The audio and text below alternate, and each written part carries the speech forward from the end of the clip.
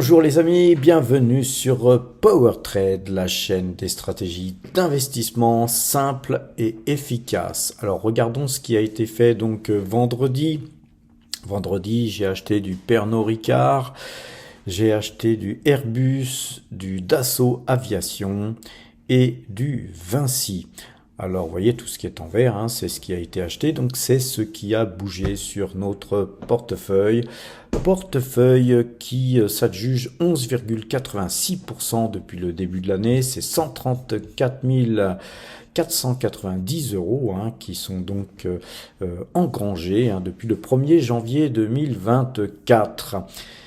Donc plus on gagne d'argent, hein, plus on doit réinvestir cet argent tout en conservant hein, suffisamment d'espèces, car voilà, les marchés sont hauts d'une part, et puis la configuration géopolitique hein, actuelle, les guerres en cours, et puis les problèmes monétaires, etc., les problèmes avec la Chine, etc., tout est compliqué, donc il faut s'attendre à un moment ou à un autre à avoir des petites secousses et puis voilà, quand on a des liquidités hein, quand les marchés baissent beaucoup et sont fragilisés, c'est surtout là que nous rentrons en action et que nous sommes capables ensuite hein, sur le temps hein, puisqu'il faut quand même du temps pour faire de l'argent, et bien ensuite extraire de la performance. Donc très très belle performance hein, donc pour le portefeuille PowerTrade hein, puisque nous sommes au mois de mai seulement, hein, et on n'est même pas encore mi-mai, que nous avons déjà largement dépassé notre objectif, hein, puisque notre objectif annuel, hein, il est de faire un peu plus de 20%. Et bien là, voilà, hein, si on divise par deux, hein, on a jusqu'au mois de juin pour ensuite continuer à faire avancer hein, ce résultat et c'est pas toujours facile, mais voilà, en tout cas quand on est en avance, ce n'est que mieux. Alors à quel prix avons-nous donc effectué ces achats? Nous avons acheté 10 Dassault Aviation exécutés à 208,20. On a acheté 10 Vinci qui ont été exécutés à 116,40. On a aussi acheté 10 Airbus exécutés à 162,94. Et on a un petit peu plus fait feu hein, sur Pernod Ricard qui est déjà notre plus grosse pause. Et c'est 40 donc Pernod Ricard qui ont été achetés à 149,30 €. Alors allons regarder un petit peu du côté de TradingView pour voir un petit peu l'analyse graphique et pourquoi avons-nous acheté ces valeurs. Donc je vous l'ai dit déjà en préambule, hein, c'est parce que notre portefeuille grossit hein, de jour en jour. Chaque fois qu'on gagne de l'argent, hein, il faut réinvestir, hein, il faut réallouer cet argent dans certaines poches d'allocation d'actifs, soit des nouvelles, soit des lignes déjà existantes. Et donc voilà, alors Pernod Ricard est une ligne hein, où on avait déjà fait un petit aller-retour ici, on avait acheté à 166 et vendu à 169,80. Et puis ensuite le marché a baissé, hein, enfin mais le marché Pernod Ricard a baissé et donc on en a profité pour revenir à bon compte. Hein. On est revenu à 160, à 149, 25 et même à 148, 65, 146, 40. Et puis hier, hein, nous sommes donc revenus sur le titre à 149,30. Et pourquoi sommes-nous revenus sur ce titre? Ah, donc vous voyez, on fait de l'accumulation. Donc c'est une technique hein, de travail où nous accumulons comme à un moment donné, ici nous l'avions fait, hein, on n'avait là pas eu la chance de pouvoir accumuler, donc on a revendu et on a fait donc une distribution directe, hein, on a fait un aller-retour, hein, ce qu'on appelle un aller-retour, ce qui nous a permis d'extraire de la performance. Ensuite, là, on accumule jusqu'au moment où effectivement le titre ira peut-être à 180, 190, 200, que sais-je. En tout cas, l'analyse graphique nous dira où sortir à ce moment-là, mais en attendant, eh bien, on fera de la distribution une fois qu'on aura des gains. Pour l'instant, hein, sur ce titre, on va faire un zoom pour vous montrer pourquoi nous avons refait feu sur la valeur.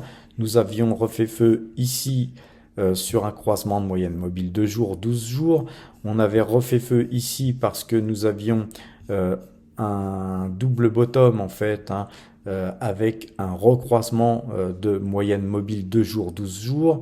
Là, actuellement, nous avons refait feu donc vendredi avec justement un croisement de moyenne mobile 2 jours, 12 jours et une cassure de ce trend. Vous voyez, ce trend jaune vient de très loin. On va dézoomer. Vous voyez que nous étions dans un range très baissier et nous sommes sortis de ce range très baissier, donc nous confortons notre position et c'est pourquoi notre achat hier, eh bien sur Pernod Ricard, il a été beaucoup plus important que sur les autres valeurs qui sont sur les autres valeurs des premières pierres, hein, puisque nous faisons des allers-retours sur ces autres valeurs aussi, mais nous étions complètement sortis de ces valeurs. Concernant justement Airbus, qui était une valeur que nous avions achetée à 151,46 et revendue à 162,50, et bien là, c'était le moment de revenir peu ou prou au même prix hein, que nous avions revendu ici, sur un croisement de moyenne mobile 2 jours, 12 jours. Le titre était bien parti. Bon, en fin de journée, il a décroché. Voilà, c'était vendredi, hein, on verra. En tout cas, nous avons repris une position de 10 titres, alors que sur ce titre, hein, nous étions sur une position de 20 titres lors de notre dernière extraction de performance. Concernant Vinci, alors sur Vinci, hein, c'est un titre pareil que nous traitons régulièrement. On l'avait acheté à 114, revendu à 116,82, hein, 114,12 et 116,82. Nous sommes revenus sur le titre avec un croisement de moyenne mobile 2 jours, 12 jours, mais surtout une cassure de ce trend. Et bien voilà, on est revenu un petit peu en catastrophe avant d'être revenu hein, sur nos cours où nous étions sortis et c'est même chose, hein, nous avions donc 35 titres en trading dernièrement et là on a refait feu que sur 10 titres. Voilà ce qui va nous permettre de pouvoir acheter encore ce titre si ce titre rebaissait et puis d'être en moyenne bien en dessous de notre dernière sortie. Concernant Dassault Aviation, là c'est plus compliqué, hein, ce dossier est plus compliqué mais très intéressant. Nous étions pareil en trading à 193,20 à l'achat et sorti à 203,20. Nous sommes rentrés puisqu'il y avait cassure de ce trend avec 10 titres, hein, mais on va pouvoir monter bien plus hein, sur ce titre bien sûr, puisque c'était une sortie de ce trend très très fort. Hein. Vous voyez que chaque fois qu'on sort de ce trend, on revient dedans et donc on fait en fait un canal hein, de latéralisation actuellement. Il va falloir sortir à un moment donné, voir une bougie sortir de ce trend que je vais allonger. Voilà, donc pour l'instant, eh bien voilà, on a 10 titres et puis si vraiment une bougie sortait de ce trend par le haut, et bien évidemment nous reviendrons en force sur ce titre. Mais voilà, c'est pour l'instant, hein, si vous n'avez pas acheté du Dassault Aviation, ne vous précipitez pas car le titre hein, peut redescendre sur ce bas de canal. Hein, donc voilà, il faut vraiment une sortie de ce trend pour faire des achats. Hein. C'est comme ça qu'on travaille avec de l'analyse graphique, les amis. Concernant Total Energy, on a fait une belle journée, hein, puisque on avait fait une belle hausse durant toute la journée, pratiquement. Globalement, hein, je ne vais pas vous reparler de la valeur. Hein. Si vous souhaitez en savoir plus sur Total Energy, eh bien, je pense que je suis le YouTuber qui en parle le plus et qui est, de qui plus est, le plus investi sur la valeur. Donc, allez voir les vidéos que j'ai faites hein, précédemment. J'ai fait énormément de vidéos sur Total Energy. Allez les voir. Nous, hein, on est acheteurs sur les 27, 28, 29, 30. Après, on a fait des achats, des ventes. On a extrait de la performance. On est revenu dessus. Donc, c'est un titre, nous, qui est proche de 0 à l'achat. Hein, notre PRU est proche de 0 à l'achat. Et donc, on peut se permettre hein, de faire beaucoup d'allers-retours dessus hein, sans problème. Et même, des fois, de pouvoir racheter à des prix plus hauts que nous sommes sortis, mais ça on n'aime pas trop faire ça, Power Trade, on préfère effectivement, voilà, quand on avait acheté en accumulation, un petit peu comme ce qu'on est en train de faire sur Pernod Ricard, hein, on avait accumulé, et puis ici, hein, une fois qu'on a eu beaucoup d'argent à extraire, eh bien on a extrait, on a ramassé le pognon les amis, parce que bien sûr, n'oubliez pas, vous êtes sur la chaîne du pognon. Et donc on a extrait 1360 titres total, ce qui nous a fait une belle petite plus-value, mais ceci dit, nous sommes encore très exposés sur le titre, et donc il y a deux solutions, hein. En bourse, hein, il n'y a pas 36 000 solutions, à part évidemment faire du surplace et latéraliser, mais soit ce titre va continuer à monter, et dans ce cas, on a une grosse position, et on va se gorger de pognon, soit ce titre, eh bien, il redescend sur son ancien ATH, voire il casse plus bas, etc., mais on a encore 1360 titres qui pourraient tout simplement être rachetés en deçà de notre dernière vente. Et donc ça, vraiment ça, nous aimerions bien voir Total Energy baisser, bien sûr, pour pouvoir la racheter à bon compte. Mais voilà, le pari d'avoir vendu à ce prix-là n'est pas certain de se réaliser. Mais ce n'est pas grave, encore une fois, nous avons une très grosse position sur Total Energy, et puis notre poche de cash, hein, elle peut être réinvestie sur d'autres titres, hein, notamment pour diversifier. Diversification qui s'était faite notamment sur Saint-Gobain, qui est un titre que nous traitons très souvent, hein, comme tous les titres, hein, d'ailleurs, en phase trading. On fait du swing trading à Power Trade surtout, hein. Bien sûr, parfois on peut faire du scalping, hein, si on gagne 10%, 15% dans la journée, on ne se prive pas de ramasser le pognon, car voilà, quand le pognon est là, il faut le prendre. Saint-Gobain a été acheté à 71,90, nous sommes actuellement racheteurs en plus de 40 autres titres à 77,74, et les cours actuels sont à 80,74. Donc l'ensemble de ces deux positions, hein, peut nous permettre, hein, d'extraire tout de suite de la performance. On laisse cependant filer, car vous voyez que nous avons cassé ce canal haussier par le haut. Donc ça, c'est très haussier, donc on va laisser filer. On va laisser filer, et puis peut-être qu'à un moment donné, on va extraire de la performance, hein. On verra un petit peu les Bollinger, tout ça, mais pour l'instant, nous laissons filer sur Saint-Gobain qui a le vent en poupe. Concernant GTT, hein, on avait accumulé, hein, dernièrement, on a fait 3 achats sur GTT. Voilà, on conservera notre ligne, hein. Pour l'instant, je sais pas si on est gagnant ou perdant on est à peu près dans la monnaie, on va dire, hein, on est à peu près dans la moyenne de nos achats. On va laisser ce titre, hein, qui a tendance à vouloir sucer là maintenant peut-être ce trend qu'il faudrait casser, et si on cassait ce trend, eh bien on pourrait même revenir plus fortement à l'achat. Concernant DNO ASA, rappelez-vous, hein, je vous parle de cette valeur depuis pas mal de temps. Nous sommes acheteurs sur cette valeur, nous, depuis très longtemps, pour le dividende, hein. Là, donc, c'est une valeur de fonds de portefeuille, mais cependant, hein, vous voyez qu'elle a une belle configuration à l'achat, puisque vous aviez eu ici, hein, je vous en avais parlé à l'époque, une assiette ou un bol, appelez ça comme vous voulez.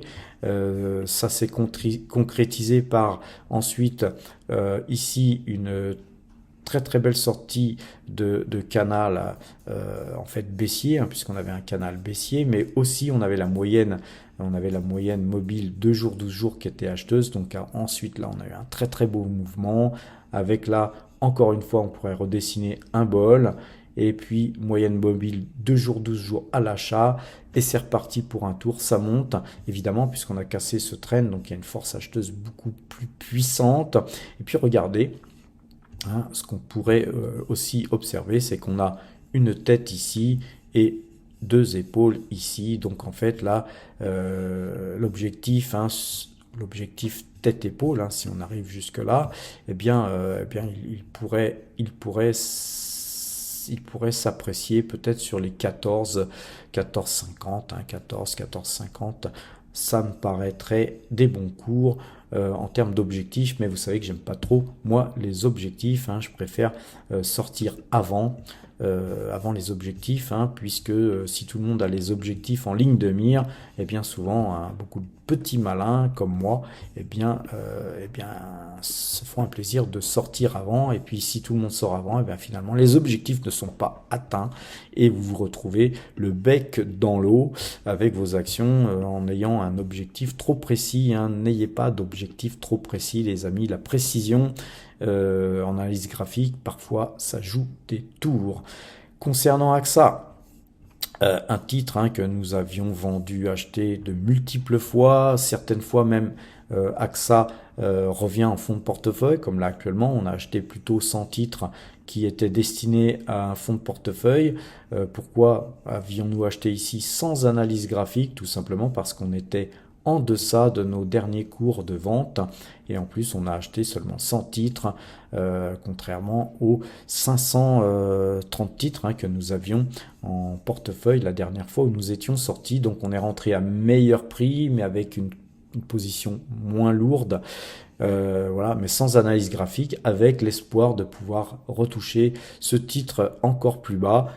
Espoir déçu puisque ce titre est reparti avec croisement de moyenne mobile 2 jours, 12 jours. Donc on laisse filer et comme je vous l'ai dit, eh bien AXA va certainement revenir une position fonds de portefeuille et fonds de portefeuille qui s'étoffera puisque comme vous le voyez actuellement, on est en train d'engranger des gains assez considérables et donc tout cet argent, il faut la réinvestir, il faut réinvestir en diversifiant nos avoirs et donc c'est très important de diversifier sur des valeurs solides. Concernant De Richebourg, hein, qui est une valeur beaucoup moins solide, hein, c'est une valeur encore une fois qui nous permet de faire du trading, hein, on fait du swing trading, hein. On avait donc vendu nos 2500 titres à 4,392 €. Donc on avait fait une belle plus-value, hein, ceci dit, et puis ensuite ce titre a beaucoup baissé, et puis là nous sommes rachetés à 4,25 €, comme d'ailleurs AXA, on souhaitait que ce titre continue à baisser. Vous savez que nous, quand on achète, souvent, on aime bien acheter des petites quantités et puis ensuite, on aime bien voir baisser ce titre. C'est ce que j'appelle avoir le couteau dans la plaie. Quand on a le couteau dans la plaie, ensuite on est en capacité d'acheter, de vendre et de mieux ressentir les mouvements que d'avoir acheté comme ça seulement une grosse ligne et puis de laisser filer. Et puis en plus, quand on fait une erreur avec une grosse ligne, parfois ça coûte cher. Donc voilà, on est acheteur on est acheteur 2,5 fois moins gros que notre dernière sortie. Tant pis, hein, c'est pas grave, ce titre, il a tendance à bien repartir. Donc on a acheté en fait d'ailleurs moins cher que notre premier achat, nous avions acheté à 4,31,5, on a acheté à 4,25. Donc voilà, il est bien possible hein, que sur un petit peu avancé plus haut, nous soyons en position hein, de prendre des bénéfices et d'extraire de la performance. Concernant Engie, alors Engie c'est un titre qui est en train de en fait tout simplement reprendre ses cours progressivement, ses cours du détachement du dividende, hein, puisque là on a eu un détachement de dividende, et quand on a une valeur qui verse un gros dividende hein, comme Engie, on a un gros gap, hein, et donc après ce gap progressivement il est comblé. C'est une valeur sur laquelle on a déjà extrait de la performance. On aurait pu revenir ici à l'achat pour reprendre notre position entière sur ce titre, hein, parce qu'il nous reste encore 200 titres hein, qui avaient été achetés ici. Voilà, donc on aurait pu moyenner notre pause existante, on ne l'a pas fait, voilà, bon c'est pas grave. La moyenne elle est toujours pas acheteuse, hein, moyenne 2 jours, 12 jours, je sais plus si on est en open, donc c'est bon. Moi perso, hein, on va conserver cette ligne telle quelle, sans plus, hein, on n'a pas acheté, on va peut-être même vendre cette ligne beaucoup plus haut. Alors, Mersenne est un titre que nous avions acheté à 36,60 et 35,877, hein, comme vous le voyez. C'est un titre sur lequel on fait des achats, des ventes, on n'arrête pas de faire du swing trading, hein, sur nos valeurs en général. Et dernièrement, hein, donc nous sommes revenus à l'achat dessus, à bon compte, hein, finalement, puisque nous sommes à 38,65. Voilà. Il va peut-être être temps, hein, si on arrivait sur ce plus haut ici, peut-être d'extraire de la performance. On verra le type de bougie qui va se faire lundi et mardi. Voilà, si on sent qu'il y a encore de la force, on restera sur le titre. Concernant ASML, hein, c'est un titre aussi que nous traitons peut-être beaucoup moins régulièrement, car c'est une valeur qui est plutôt cyclique. Voilà. Va-t-on voir un cycle haussier sur ASML? Je le pense, en tout cas, puisque nous sommes revenus au-dessus de ce trend violet. On a eu des faux signaux ici. On a une sorte de double bottom qui est en train de se former. Hein. C'est petit, mais si on arrivait à objectif, on serait sur les 900 environ. Hein. Et 900, je pense que sur 900, effectivement, on pourrait revoir des gens qui regretteraient de ne pas avoir fait feu sur la valeur, et puis ça pourrait créer une petite émulation qui pourrait nous amener sur les plus hauts historiques de ce titre, qui est un titre d'une excellente qualité. Concernant Rubis, eh bien on a fait un achat ici, hein, pour tout simplement reprendre notre position et puis aussi conforter notre pose existante, car nous avions extrait de la performance, mais pas totalement, on avait gardé une petite ligne. Donc voilà, on est revenu, hein, à notre pose initiale à suivre. Hein. Donc c'est un titre que je mets sous surveillance. Hein. On reviendra peut-être à l'achat dessus si la moyenne 2 jours, 12 jours recroisait elle aussi. Concernant Noram Trading, eh bien nous avions acheté à 43,43 ici. On a souffert un peu ici, hein, quand même. Et puis là, le titre repart. Donc voilà, c'est un titre, hein, de fonds de portefeuille qui verse un très gros dividende. Donc on l'a acheté surtout pour le dividende. Et donc on conservera, nous, cette position. Kaufmann est un titre, hein, qui a versé un dividende, donc on a eu forcément un décrochement suite à ce dividende. On est là avec une hausse de 2,88% vendredi, donc on a refait un petit peu une partie du chemin, et je pense que nous allons recouvrer ce dividende, hein, en peu de temps en général, hein, puisqu'on avait déjà un joli mouvement haussier. Hein. Je pense que la valeur devrait continuer à monter. C'est une valeur qui verse un gros dividende. On conserve aussi ce titre pour le dividende à PowerTrade. Thales est aussi une valeur, hein, sur laquelle on fait des achats-ventes. Là, on est revenu plus haut à l'achat. Pourquoi? Parce que nous avions une très belle configuration. On a un petit peu été déçu d'être sorti peut-être trop tôt. Donc on est revenu tranquillement sur le titre. Et puis surtout que, perso, je sentais qu'on allait casser ce haut de canal. Hein. On a latéralisé ici. Donc on a fait feu ici.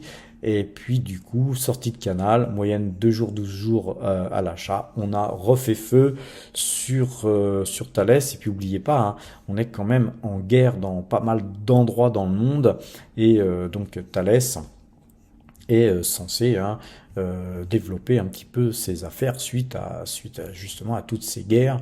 Et puis de toute façon, même sans guerre, hein, c'est un titre qui est aussi dans l'aérospatial. C'est un titre qui a beaucoup d'atouts, et qui, de toute façon, même sans guerre, les pays doivent s'équiper toujours sans cesse de nouvelles technologies. Et donc Thales est très très bien placé, hein, notamment avec les drones et les radars. Donc Thales, hein, on conservera, hein, c'est une valeur qui devrait monter beaucoup plus haut. Concernant Aiko, alors nous avions fait un achat à 3,07, on est à 3,27. On avait ici eu un bol, une assiette, appelez ça comme vous voulez. On avait latéralisé, on est sorti très difficilement de ce canal, hein, puisqu'on avait toujours un pied dans le canal, même quand on sortait, pratiquement tout le temps. Et puis là, ensuite, là, on a une série de bougies. Hein, on voit bien que vous avez 1, 2, 3, 4, 5, 6, 7, 8, 9, 10, 11 bougies qui sont complètement détachées. de ce canal. Donc c'est puissant. Je pense qu'il y a un gap ici, on devrait très certainement aller sur 3,77 et vu la configuration de ce titre qui vient de très très loin, hein, je pense que globalement, vous voyez, c'est plus une assiette, c'est plus un bol, c'est peut-être un vase. Et donc, on pourrait peut-être revenir sur les 3,88, 4 euros hein, sur ce titre, sans, voilà, sans se poser trop de questions hein, quand on regarde d'où vient ce titre. Hein. Si on faisait un ratio FIBO, je pense qu'on pourrait se retrouver au-dessus de 4. Ça serait pas déconnant hein, de voir ce titre monter là. Nous, on sortira certainement avant, mais voilà. Pour ceux qui veulent aller plus loin, il y a encore du chemin à parcourir. Concernant Realty Income, hein, rappelez-vous, hein, nous sommes toujours dans un trend baissier hein, sur Realty. Donc, par contre, c'est un titre que nous affectionnons particulièrement car il verse un dividende mensuel et que c'est une très très belle valeur. Donc voilà, on fait des allers-retours dessus. Là-dessus, nous étions sortis parce que nous étions sortis par obligation suite à une clôture de compte puisque Fortuneo ne voulait plus de société dans ses livres. Donc nous sommes sortis ici et nous sommes rentrés donc là sur un croisement de moyenne mobile 2 jours, 12 jours pour reprendre une partie de nos titres, hein, Realty Income, moins cher que nous sommes sortis ici. Donc c'est, si vous voulez, c'est de la stratégie là, hein. C'est pas seulement de l'analyse graphique puisque nous souhaitons revenir sur ce titre, mais on attendra peut-être de revenir très fort sur ce titre si sorti du canal baissier il y avait et on n'en est pas là pour l'instant. Concernant Thermador, on est revenu à l'achat sur ce titre ici, hein, et puis voilà, ensuite le titre s'est gaufré. Cependant, nous avons un croisement ici de la moyenne 2 jours, 12 jours. On n'a pas refait feu pour l'instant, hein, puisqu'on a quand même pas mal acheté, hein, notamment vendredi. Donc voilà, par prudence, on n'a pas fait ce signal. Concernant Pfizer, un titre qui est sorti de son canal baissier, qui était un canal très très baissier. Pfizer, on avait gagné beaucoup d'argent hein, sur Pfizer pendant la phase Covid. Moi à l'époque, hein, je vous faisais pas des vidéos sous TradingView, donc c'est pas noté, hein, mais ici on avait été acheteur pendant la phase Covid et puis on a ramassé, en plus on a fait plusieurs allers-retours, on a ramassé beaucoup d'argent sur Pfizer et ensuite ce titre, après c'est normal, hein, quand un titre monte beaucoup, eh bien il y a les prises de bénéfices et puis ensuite l'effet du vaccin, il n'y a plus raison de vendre des vaccins et donc effectivement il fallait vendre, ce qu'on a fait, on n'était plus sur la valeur. Et on est revenu ici à l'achat à un moment donné sur un croisement de moyenne mobile 2 jours, 12 jours. On a revendu suite à une clôture de compte, hein. La même chose que sur Realty Income, on a dû vendre nos actions et ce compte était dédié justement aux actions US et donc on a été éjecté du marché, ce qui n'a pas été une mauvaise chose hein, concernant Pfizer, puisque Pfizer a continué à baisser. Donc là, nous sommes rentrés avec une petite ligne de 30 titres. Hein, on n'a pas repris l'intégralité de notre ligne hein, sur Pfizer, tout simplement pour revenir à l'achat sur ce titre, mais surtout sur une sortie de ce canal. Hein. On est donc bien acheteur sur Pfizer et on conservera cette ligne de toute façon en fond de portefeuille si elle se mettait à rebaisser, on en profiterait pour l'acheter à meilleur prix encore. Concernant Aura Mineral, rappelez-vous, c'est une valeur que nous avions achetée à 10,53. Nous sommes à 10,80 malgré une baisse de 0,46% la vendredi. Voilà, c'est un petit peu normal, hein. Le titre est pas mal monté, donc prise de bénéfice. Voilà, nous on s'inquiète pas parce que voilà, on est acheteur sur l'or. Hein. On pense que sur l'or, il y a une inversion de cycle, hein. L'or a été quand même dans un cycle baissier dernièrement, et là je pense qu'on est dans une inversion de cycle.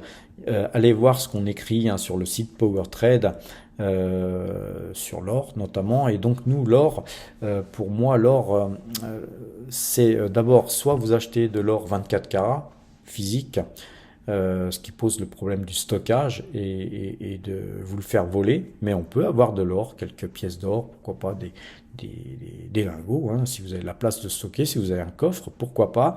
Après, bon, l'or, c'est quelque chose qui ne produit rien. Et donc moi, personnellement, avoir un petit peu d'or physique, c'est bien, mais je pense que c'est beaucoup plus sympa d'avoir des mines d'or, car quand l'or monte, les mines d'or en profitent, et quand les mines d'or en profitent, en plus, donc elles extraient elles, de la performance, elles extraient de la performance de par ce qu'elles extraient. Et ensuite, elles revendent l'or, et donc elles font une méga plus-value sur la vente. Elles font des marges, en fait, supérieures aux marges habituelles, et donc, effectivement, dans ces cas-là, vos dollars ou vos euros, eh bien, ils prennent de la valeur, bien que vous n'avez pas acheté de l'or finalement. Mais donc c'est un moyen, comme un autre, de pouvoir faire même un effet levier sur les prix de l'or qui, je le rappelle, ne produisent rien. Donc valeur qui est en train de revenir dans son petit canal haussier. Elle avait pété son canal haussier, elle revient visiblement, elle veut revenir sur son canal haussier.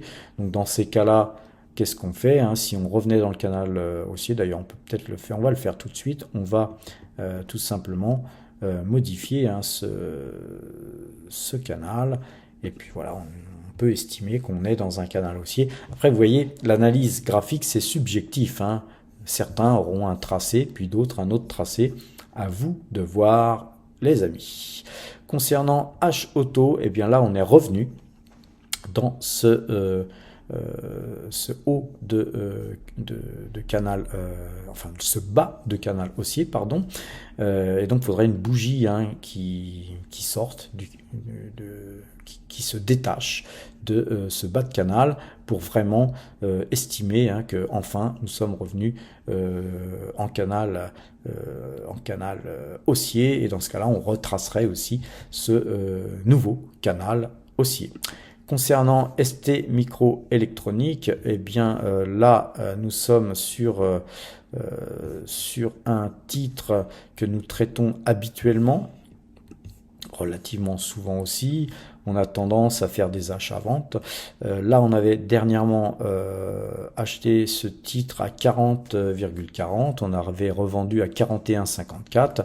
Et puis là, on a eu la chance de revenir à l'achat à 39,66. Donc c'est bien en deçà des 41,54 dans lequel nous étions sortis. Par contre, malheureusement, ce titre, eh bien, il a rebaissé. Mais là, on est sur le bas de ce trend avec rebond, hein. On a eu 2 rebonds successifs. Il va falloir surveiller. Et donc, si ça rebondissait, on pourra aller beaucoup plus haut, hein. C'est un titre qu'on aime bien aussi, ST Microélectronique.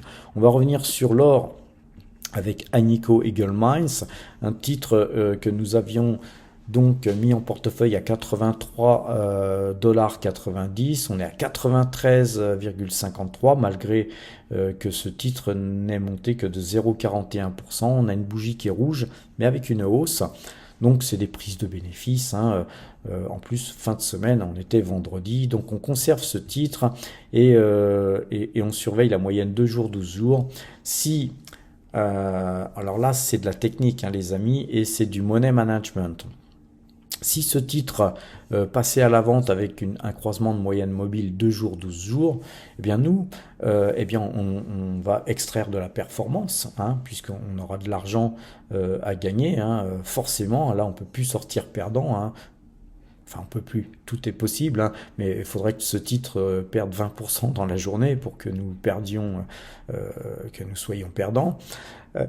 Ça m'étonnerait personnellement, mais tout est possible. Mais en tout cas, avec possibilité d'extraire de la performance, on sortirait de ce titre pour se reporter sur Barrick Gold, qu'on va aller voir tout de suite.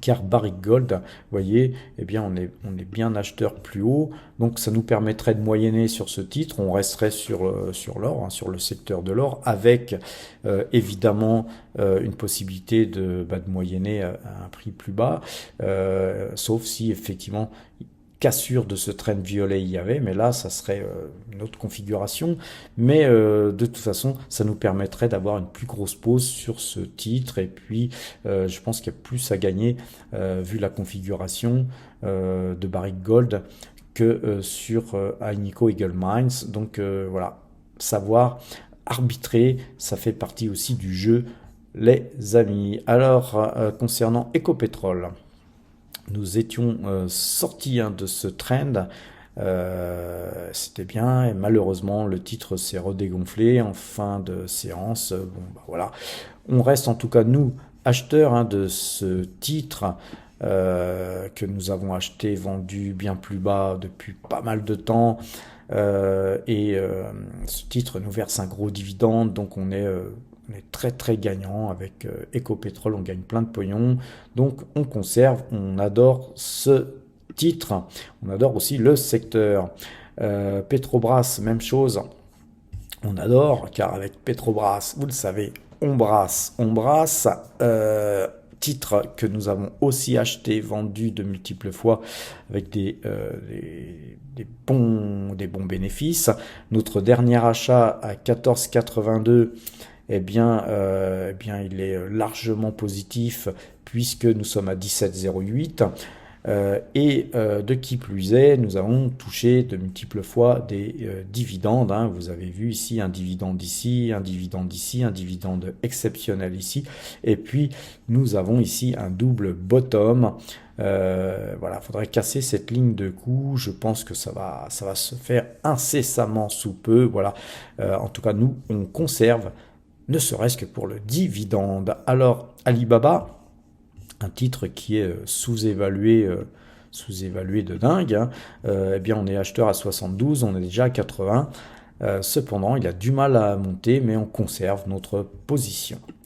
Concernant Taiwan Semiconductor, qui est une valeur qu'on affectionne particulièrement à l'image de ASML, moi personnellement je préfère même Taiwan Semiconductor à ASML. Très belle bougie, là on a une hausse de 4,53%.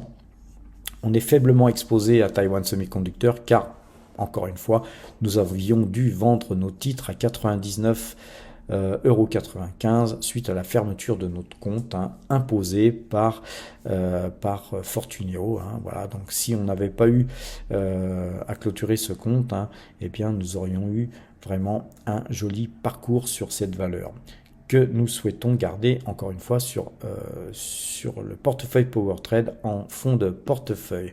L'Oréal aussi a une configuration, alors vous voyez on fait de l'achat à vente sur la valeur, il nous restait quelques titres ici, on en a racheté ici, voilà, si on cassait ce trend là ici que je vais étendre un peu plus loin, eh bien si on cassait ça, nous aurions une configuration très haussière. N'oubliez pas, L'Oréal a publié des résultats très bons dernièrement. C'est une valeur impressionnante, c'est une valeur de croissance qui verse cependant un dividende. C'est pourquoi nous affectionnons particulièrement la valeur et nous la tradons en phase trading. On fait du swing trading dessus, car en fait faire du swing trading sur L'Oréal, eh bien, ça ne comporte aucun risque, car tôt ou tard, vous revoyez toujours des cours plus hauts, et puis en attendant, si vous n'avez pas pu sortir de la valeur, vous encaissez un dividende, donc valeur de swing trading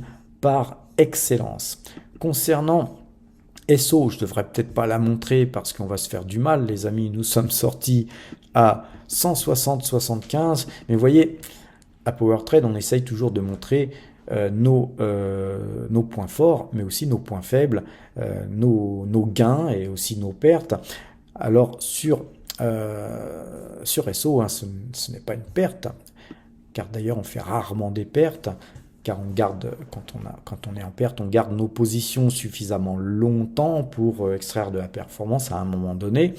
Mais sur Esso, on avait tellement gagné On avait fait ici plus de 100% et ici je sais plus combien. Donc en fait, en moyenne, on avait dû doubler notre argent. Notre argent avait fait x2. Allez voir les vidéos, hein, les amis. Sur le site PowerTrade, il y a les valeurs que j'achète et que je vends. Vous avez le prix de vente, le prix d'achat, les dates, le nombre d'euros gagnés et le pourcentage gagné. Vous pouvez cliquer sur la vidéo et aller voir à quel prix ça avait été fait et à quel jour j'avais dit ça, etc. Donc c'est très intéressant de pouvoir aller visualiser tout ce que je vous dis. Inutile pour moi de vous raconter ça. Vous cliquez sur le site PowerTrade et vous pouvez tout voir. Nous avions donc vendu à 160,75 et puis ce fut une erreur puisque nous sommes à 187,20. Rien ne dit qu'on ne pourra pas revoir ce titre baisser à un moment ou à un autre, mais pour l'instant, force est de constater que si nous avions conservé cette valeur, eh bien, nous aurions gagné encore beaucoup plus que plus. Alors Tesla, eh bien Tesla, elle n'a pas le vent en poupe, hein, elle repart. Croisement de moyenne mobile 2 jours, 12 jours. C'est un titre que je ne conseille pas à l'achat, là, même si on est sorti encore de ce long canal baissier. Je l'ai conseillé à l'achat sur la sortie de ce canal, mais là, vu la configuration, je ne conseille plus de faire de la DCA, même quand bien même vous feriez de la DCA intelligente.